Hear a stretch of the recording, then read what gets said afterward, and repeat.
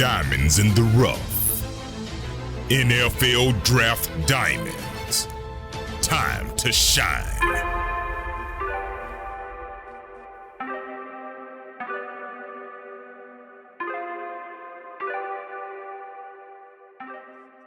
Hi, my name is Jimmy Williams with NFL Draft Diamonds, and we are presented by the Hula Bowl. Today I have with me Phazione McClurge. He's a wide receiver out of Indiana State, formerly of Cornell. How's your day, sir? Hey, I'm doing good. I appreciate you for having me. Hey, nice to have you on. Again, like I had said, was an Ivy League kid outside from outside of Chicago, and so you end up going from Chicago, Cornell, and then now Indiana State. Walk us through that journey a little bit, man. Tell me about where you're from and just kind of bring us up to speed as to how you ended up there at Indiana State. Yeah, for sure. Like you said, I'm born and raised Chicago. I grew up south side of Chicago, moved around in the suburbs in the city, but I went to high school at Mount Carmel High School, a very prestigious high school in Chicago, located in Hyde Park, really known for the academics and having a great football team. So I had a great coach, Coach Frank Lenti, Joe Kubik, just great guys that really helped me to develop myself and my character and helped me to become the football player that I am. Had some injuries on the back end of my career. It didn't really hinder me, but it hindered my recruiting process. Wasn't able to go to as many camps as I would have liked to, but it all worked out because I ended up committing my junior year, I believe it was, to North Dakota State University. So I was excited about that. But then as time went on, I got some more offers, MAC offers, Ivy League offers, and I decided to take my talents to Cornell University. And I was just kind of trying to make sure I had the life and the football and the education all in one. So I think that's the reason I chose Cornell University. And from there, had 3 great years there, great relationship, great coach, Dave Archer, made so many friends and really family to this day. Then from there, COVID happened. And I think just when COVID happened, I think it was a tough decision that I had to make. I didn't really want to leave, but I think the best decision for me was to take my talents to Indiana State. Okay, so ended up eventually landing there at Indiana State. Terre Where did you Haute. actually, what actually did you get your degree in there at Cornell? You mind sharing?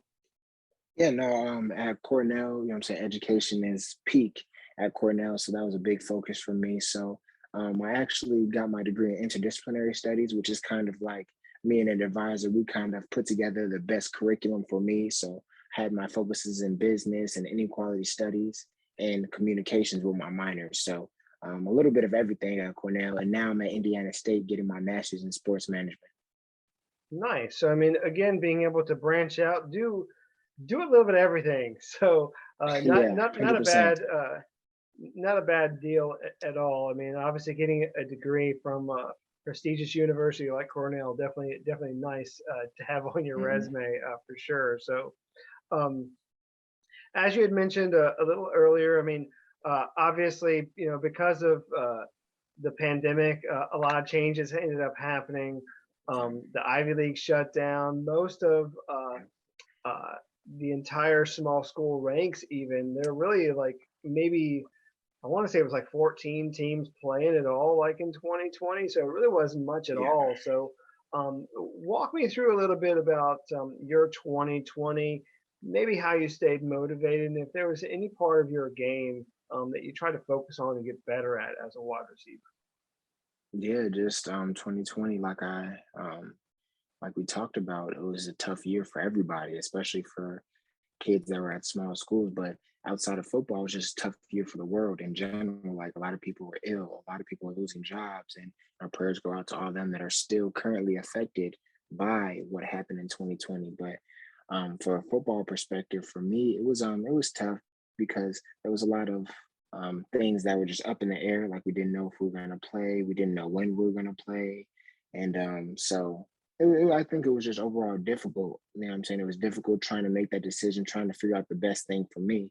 But I was in Florida when I got the call from my coach and I got the news that the Ivy League was going to be the first kind of community to shut down football and cancel football. So from there, I didn't know if Ivy League would even bring back football the next semester because I had an option to take a semester off and come back, but I was just kind of scared to do that. So I made the decision to transfer into the portal. And with the help of Coach Frank Lenti and Joe Kubik, and having a connection to Coach Kurt Mallory here at Indiana State, because he recruited me in high school when he was at Wyoming. So I had known him already, and we had that relationship. So I think that was the biggest thing. And it was just trying to really navigate what would be the best situation for me and try to put myself in the best situation to succeed and continue to play football, you know what I'm saying, at a high level. Yeah, I mean, obviously, again, I mean, found your way there at Indiana State in Missouri Valley Conference. Really, one of the toughest conferences. Like, I'll say anywhere. I ain't gonna joke. Like anywhere. Like I don't care if it's Power Five or what. It's still one of the toughest conferences. No joke. So, you're facing some great competition there. What's interesting about you is as a player, you've kind of undergone a little bit of transformation. So you want to kind of tell me a little bit about that for you? Like, can you share with me about you and your experience there as a football player? Yeah, for sure. I believe even in high school, you know what I'm saying, I didn't really know what position I wanted to play in high school. I started as a running back. I could start as a running back, moved to safety, played corner, played receiver.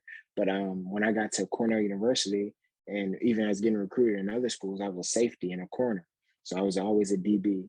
So at Cornell, my first 2 years, I was a DB. I had 2 really good seasons. But then I told my coach, I was like, Coach, I want to play both sides. I want to play receiver. Let me just get a shot, because I know I got a little natural ability at receiver.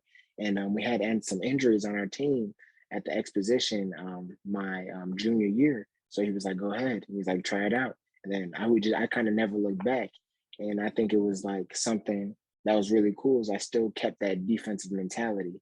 And even at Indiana State, I think that's what kind of the point of my game, the emphasis of my game, is just to be dominant and be, you know what I'm saying, aggressive and overly physical and dominate my opponent. That's how I feel, you know what I'm saying, I play the game. I think that's kind of been the transformation, making that big switch from cornerback to receiver, but still taking that defensive mentality over to the offensive side, whether it's blocking, scoring touchdowns, getting in the end zone, one-on-one battle. I think that's the transformation I've had. Yeah, well, I mean, what's interesting is I feel like more often than not, it happens in reverse, where like you get a wide receiver that ends up turning into a corner.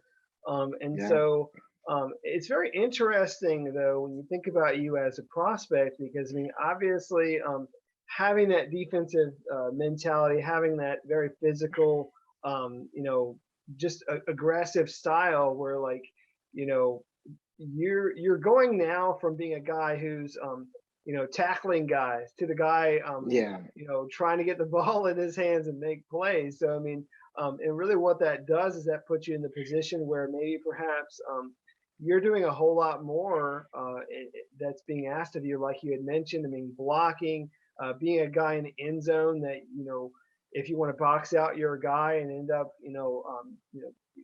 just kind of being open for the score.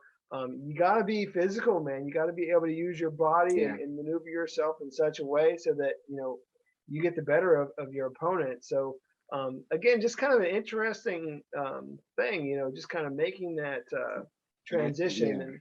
And, the other thing that comes to mind too, sorry to cut you off. The other thing that comes to mind too is I feel like that's really going to help you get on the field. And I think that even your idea of that from the beginning is, just get on the field. I'll play, coach. Put me in. I don't care where you want me to put you. Because eventually what that's going to do is that's going to put you on special teams. So do you have any experience on special teams that you want to share? Oh yeah, a lot of experience. I think I love special teams. I think a lot of people, I'm not gonna say a lot of people, but some people, like when you're that top guy, that top receiver or whatever, you kind of shy away from it. But no, I love special teams, especially at Cornell. I tried to get on all special teams. I think I was on really most of the special teams, especially when I was just playing one position. So when I went over to wide receiver, it didn't change. I was in punt return, I was on kickoff, and I wanted to be a returner. They never gave me an opportunity, but here at Indiana State, they give me a little bit of opportunity to get back there. I haven't had any returns yet, but when I get the opportunity, I know I'm gonna do great with it. But here I'm also, you know what I'm saying, move around a lot in all different special teams and kind of just get in where I fit in. Gotcha. Well, I mean, again, just kind of having that mentality that put me in wherever the heck you need me, Exactly, coach exactly, mentality. So, exactly. And go um, dominate wherever I'm at. exactly. So, I do find it interesting. I mean, obviously making that transition to, a new position. I do think that is an interesting thing that you bring to the table. Also transitioning again to a different team, a different conference. Uh, Yeah. you guys there at Indiana State, I mean, for whatever reason or another, they really went to the transfer portal and brought in a whole, a bunch of guys really to compete Yeah. because, I mean, you got to in Yeah. order to compete in that division. So, walk me Yeah. through a little bit about you and your transition to Indiana State and maybe some of your teammates there that have helped you do that. Yeah, I would say, I'm saying, just like you said, they brought in a whole bunch of transfers, myself included. But you couldn't tell, you wouldn't be able to tell, I'm saying? It seems like we've all been here for 4 years. I had great receivers like Montrez Morgan, Dante Hendricks that are really, I'm saying, accepting me into the receiver room and push me as I push them. I'm saying I think it was just kind of a great vibe that we both had, wanting to continually get better, continually work harder to take our games to the next level. And then also another transfer, my roommate actually, Javion Henderson, who's a cornerback from Stetson. He's here too, and just getting an opportunity to battle against him every practice it's a great opportunity because he's a great player, you know what I'm saying? And I think just both being transferred, we kind of came in having the same mentality that we want to be great, we want to start, we want to, what I'm saying, whatever it is, and take this team to the top. And I think that's what we're doing. That's what we're trying to do. Yeah, I mean, I remember Henderson really having a great career there at Stetson. So, I mean, being able Yeah, to, play against him like one on one, every kind of, day. every day is going to help both of you guys for sure. So, um, let's kind of talk about you in like a typical like week. Let's talk about your game preparation. So, Hmm. part of that game preparation is getting into the weight room. I mean, I see that you have made Yeah. it in there. I mean, you're showing a little bit of the guns, which is great. So, um, what's your mentality about actually going out there and being in the weight room? What are your goals that you're trying to achieve? Yeah, I think it's similar to my playing style. I think I look at the weight room just as another opportunity to get better, and it's another opportunity to dominate. I feel like being a receiver, you know what I'm saying, we're not always the biggest position on the team. You know what I'm saying? You have your linemen, you have your linebackers and different things like that. But I kind of try to break the standard, you know what I'm saying, and look at that as a challenge. You know what I'm saying? Why can't the receivers be the strongest people in the weight room? And I take that to heart. So every time I get in there, know what I'm saying? I try to lift the most weight or I try to do the most reps or whatever it is, you know what I'm saying? I challenge the receiver room and they challenge me as well. And we just try to really dominate and attack the weight room just like we do on the field. Great. And what's like your, I don't know, maybe your favorite lift there? So, I mean, what's like, I'll say, yeah, go yeah. for I'll it. say my favorite lift is I love to bench. You know what I'm saying? I'm a big bench guy. I love to bench. I love to squat too, but I think it just benching is fun. Like we don't really do any like as a transfer when I came, we didn't really do any like max outs or anything yet. But I know we did like a rep of two, and I was able to hit like 325. And we know the weight room energy was just crazy. We have this big bell when you hit a high weight, and it's just I love the weight room. You know what I'm saying? I love just the opportunity to be with all the guys and just push yourselves and get better. So have you gotten down like and tried to see how many like of that 225 that you can pump out? Have you tried that yet? So so we actually haven't done that here at Indiana State. Like since I guess it was the time that I got here, we didn't really do any testing. But at Cornell, I was able to do 15. So hopefully I could just keep stacking on that, especially with the pro day and the combine training, hopefully getting the 20s. Sure. So I mean, obviously, we don't even know where you're at right now. You may already be there. I mean, if you haven't Exactly. done it, but I mean, Exactly. I mean, who knows? But keep going with that, man. Who knows how far you'll get with it? But I mean, obviously, with it being your favorite, Yeah, for who sure. knows? So, I also want to talk about you, like, part of preparation is film study. So, chat with Yeah. me a little bit about film study. Obviously, you've been in there. Lots changed since being in high school. I mean, Hmm. you've really learned how Yeah. to perhaps maybe watch film better and know how to use it. Give me an example of about how maybe you were able to find something on film and really utilize it during a game. So can you maybe think of an Yeah. example for me? Yeah, for sure. I think a great example would be, let's say our last game against North Dakota State. Before, like at Cornell, like I told you, my first years, I was a corner, so I was playing on the defensive side. So I was always watching the offense, and now I'm continually watching the defense. So I know a lot of coverages. I know a lot of techniques, and I know a lot of different things like that. So at North Dakota State, they played a lot of cover two. They played a lot of zone. They didn't really play too much man. They wanted to stay over the top and prevent a lot of big plays. So me and my coach was able to watch that, and we were able to actually put together, you know what I'm saying, routes and different things. And I asked him like, what routes can we work on, or anything, just like different things like that, and nuances to how the corners played, and how they played two trap and different things like that in order to take away a flat. So I think that's the biggest thing, you know what I'm saying, when it comes to film study. I'm really big on film study and understanding like when teams play certain things, like when are they going to do this two trap? When do they like to blitz? What do they do on third down? What are they doing in the red zone? I think that is something that over time I have developed and I learned more about, and I think I have a benefit because I've played both sides of the ball. Yeah, I mean, definitely playing both sides. I mean, I know some people may think that that's a knock on you, but in a weird sort of way, it's really helping you because again, you're understanding both sides and Exactly. you know how they think and what they're trying to do. So you know how to, Exactly. combat it. So what's been the biggest highlight of your career? I mean, you share with me that moment about maybe getting a good play on North Dakota State, but what's been like the highlight of your career, if you don't mind? Like maybe a play that sticks out. Yeah, for sure. I think the highlight of my career. So we started off the season. Eastern Illinois won that game.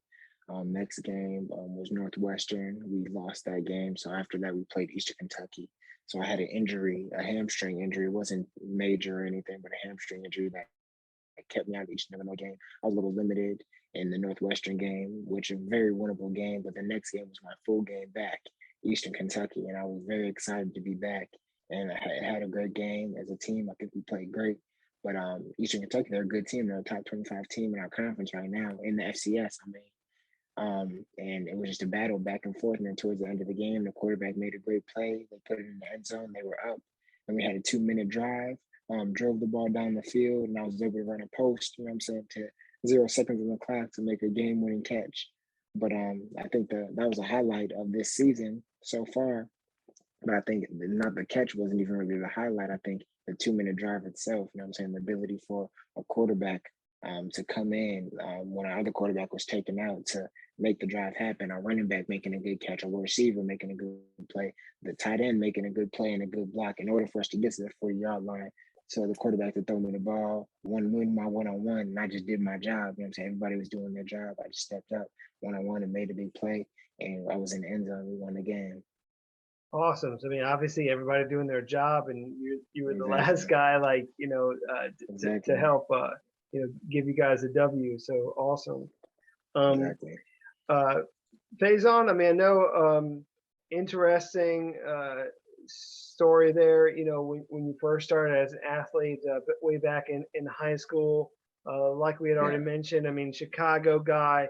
Almost every Chicago guy I talked to played basketball at some point in his yeah, for career. sure, for So, sure. how do you feel like that has helped you as a football player? So, um, talk to me about those days for you, if you don't mind. Yeah, I think because a lot of people don't even realize that like people places like Texas or different things like that, they can continue to play football year round, you know what I'm saying, because of the weather. But in Chicago, our biggest thing is when it gets cold outside, we're right into the basketball courts, we're right into the gyms, and we're playing basketball. So I think the biggest thing that helped me with is I always stayed active, like regardless of what it was, whether it was football, basketball, played a little baseball before high school and track, and a little bit in high school. I think it was just the fact that I could stay active and I could compete, you know what I'm saying? And some of the moves even helped me out with my releases and just my conditioning. I always stayed at a very high level. So, and I still play a little bit of basketball to this day, but you know what I'm saying? Football's kind of taken over so far. Gotcha. And again, like uh, I don't know what made you. I mean, as a guy who I'm sure loved basketball, perhaps even first, because I mean, I know Hmm. you were an all conference basketball player. Mhm. in high school. What made you decide to really just kind of focus all of your energy into football? Really, what you understand my question there? Like, Oh no, yeah, why hundred do we percent. choose football over basketball? 100%. I think football just really I had a little more opportunities coming out from football. I think that was a big thing for me, and then I think it took me a little longer to build my confidence when it came to basketball. Like because we had a really good team, you know what I'm saying, at Mount Carmel. So I wasn't playing varsity until my junior year, whether in like in football, I was able to step up my sophomore year and play a little bit of varsity, help them out in the playoffs a little bit. And I think I was just exposed, getting a little more exposure when it came to football. So when that happened, like my senior year in basketball, I had a great year. We had a great team. I was the captain of the team. But then in football, you know what I'm saying, I had been a leader, you know what I'm saying, since my sophomore year, since my junior year. I was able to make a big impact on the team. So I think that was just really the difference that led me to staying with football. Interesting. So I mean, obviously, a Yeah, guy who has been a leader. Just kind of going back to your days. Playing basketball. yeah, Obviously, a lot of people over the course of your, you know, athletic career have been major influences. yeah. Can you maybe think about perhaps like one really good lesson that you've learned from one of your coaches, whether it be back in high school, Cornell, or even Mhm. there at Indiana State? What's the best lesson you've ever learned? Yeah, I think a lot of things. I had so many great people that tell me a whole lot of great things, but I'd say one mentor of mine, Chris Carter, yeah, a wide Hall of Fame wide receiver. I got the opportunity to work with him a little bit last summer, and we still stay connected nowadays. One of the things he told me is just to always stay humble. You know what I'm saying? To keep faith. You know what I mean? Because God has a plan for me.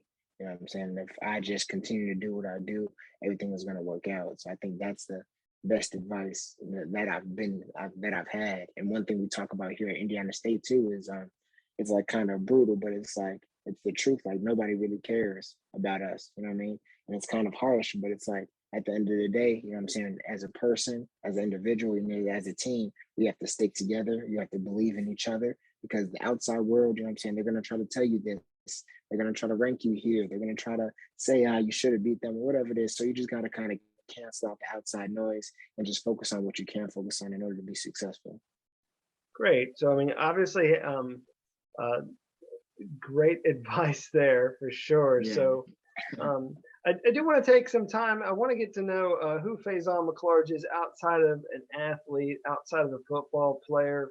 Tell me something about yourself that's unique, that's fun, Yeah. interests, hobbies, maybe some special talents or what have you. But go ahead and hit me with a little bit of something if you don't mind. Now, football, it takes up a lot of my time. I'm not gonna lie to you, but when I do have some free time, you know what I'm saying, I consider myself a very fun guy. You know what I'm saying, I love to laugh, love to have fun, love to make jokes, and I love to dance. And believe it or not, not nothing professional or anything, but I just, you know what I'm saying, I love new dances. I love to have fun and just dance and have fun with my guys.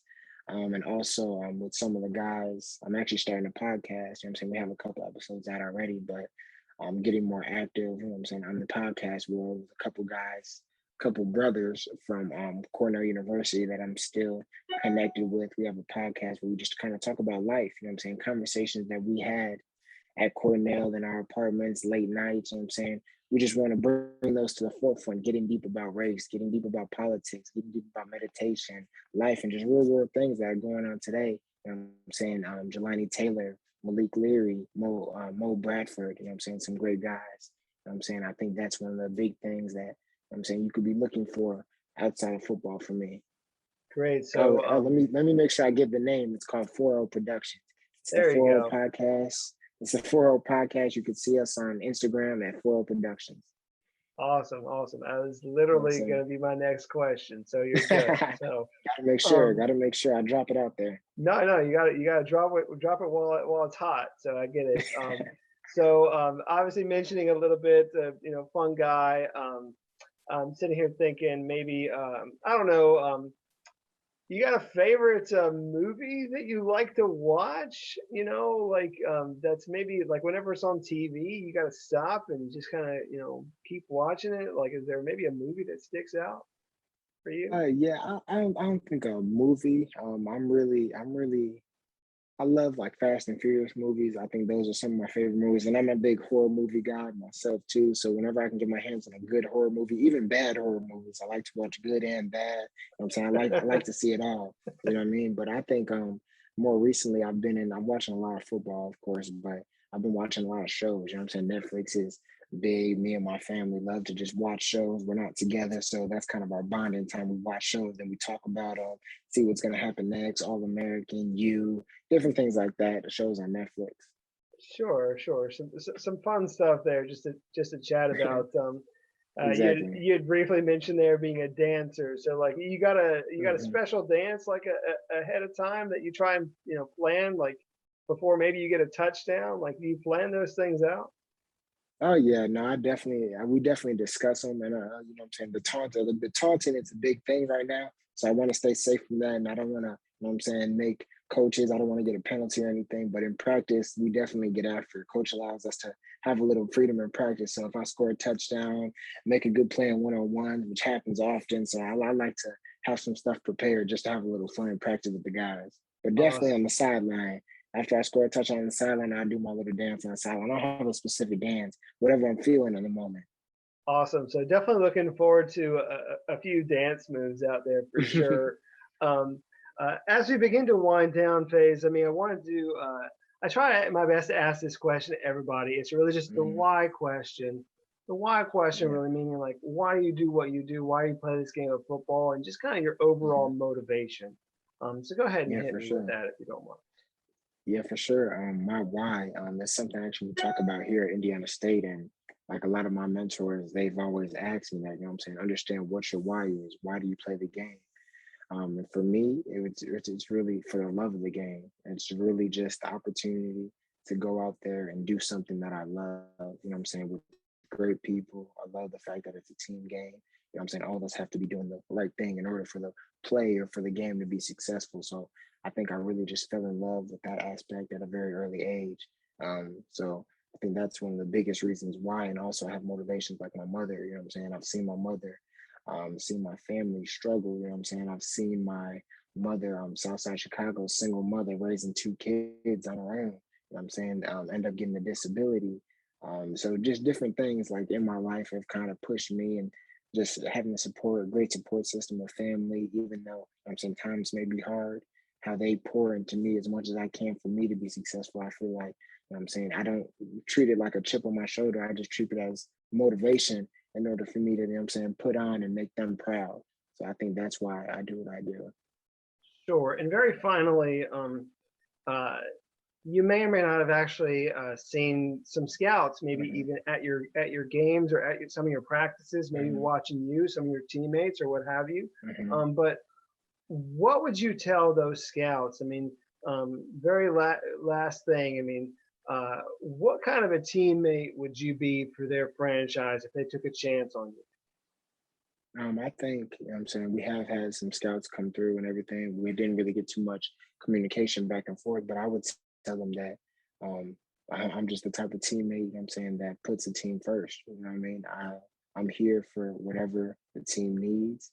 I'm saying, like we said, I could get in where I fit in. You know what I'm saying, whatever position, whatever I have to do, whatever route I have to run, I could play a little quarterback, throw the ball, you know what I'm saying, trick pass, whatever it is that the team needs. You know what I'm saying? I feel like I'm very except like I'm available. You know what I'm saying, the biggest thing is being available. You know what I'm saying, I stay healthy and I really just try to dominate. You know what I'm saying, wherever I'm at. So wherever I see the opportunity, whoever team ends up giving me the opportunity, I'm sure that I'm going to be able to prove that to them, that I could be a great teammate. I put the team first, and I can help this franchise be successful.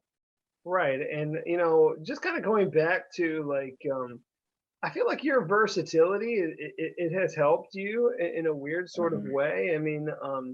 you know, even if they want to put you back, as back as a corner there in the secondary again. I mean, I'm pretty sure that you could probably transition back pretty easily. But again, like you said, I mean, willing to do whatever the heck the coach wants you to. So I mean, but you've transitioned very well as a wide receiver, and being able to use that.